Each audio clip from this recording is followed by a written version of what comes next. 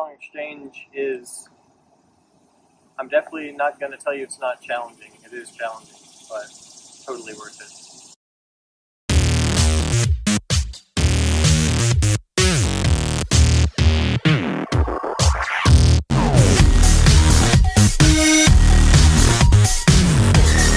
Doing a year-long exchange is unique in my opinion because it gives you enough time for the roots of what is you to dig into the soil of whatever country you're studying abroad in. Here is enough time to establish a favorite barber, and it's enough time to start forgetting some of your own language, even though you spoke it your whole life.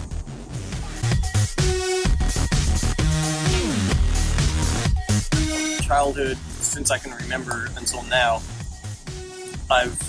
I'll just see something from Japan, something Japan related, and every single time it caught my eye.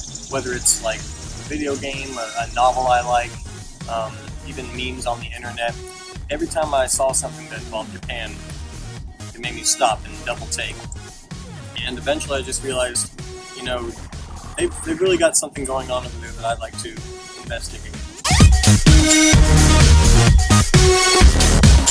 It honestly didn't seem real until like a couple weeks before. Like people in my life would come up to me and be like, "Hey, just a couple more months before you go to Japan, right?" And I'm like, "Yep, it's happening." But it never really felt real until maybe a few weeks before.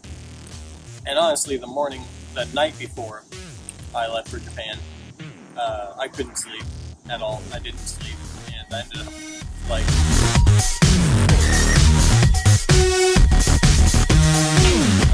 Not only was it my first time out of this country, it was my first time out of this country, and I was going to be out of the country for a year. So it was a lot of change at once. And I'm not going to deny that I wasn't afraid. I was afraid. And my parents were afraid for me too, especially my dad. My mom was excited because, she's the adventurous type. And she was really excited for me to go, but my dad was just freaking out.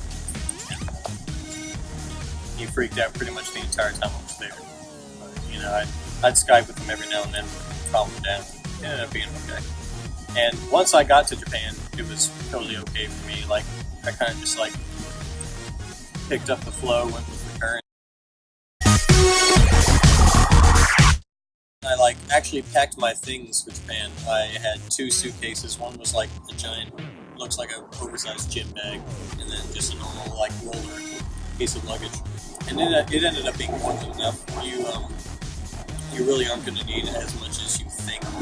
Obviously you're going to want your clothes and toiletries and stuff like that. But honestly, I would recommend just bringing what is functional for the initial time in your host country, because you're definitely going to accumulate things while, and then so.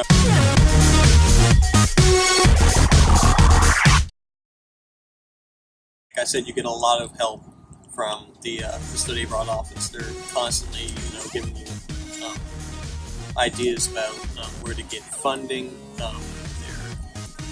They take care of you. So don't feel like you're alone in getting ready to go wherever you choose to go. In my case, going to Japan, it was I didn't feel alone.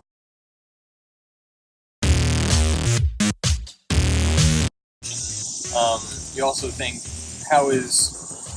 have I gotten everything I wanted out of this experience? You start kind of feeling the pressure of the clock. You want to make sure that you got as proficient as you wanted to in the language. You want to make sure you've seen everything you can see. Because in the first half of the exchange, you're going to a lot of close places. Towards the end, you can kind of branch out I kept in contact with my friends and family with Skype and Facebook. I didn't have a cell phone that was usable as a cell phone in Japan, so I had to rely on Wi-Fi. But I Skyped with my parents maybe once every couple of weeks. It wasn't that